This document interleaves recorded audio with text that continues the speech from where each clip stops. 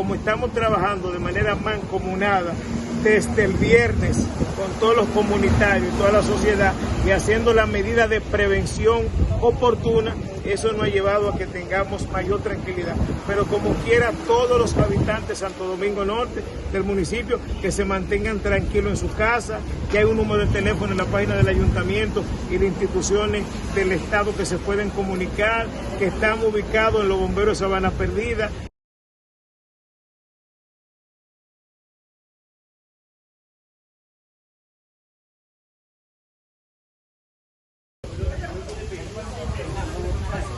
Hay que...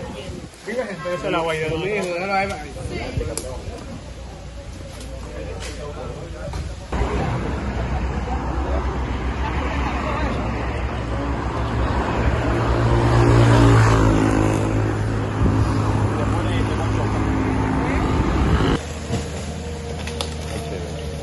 Cuatro.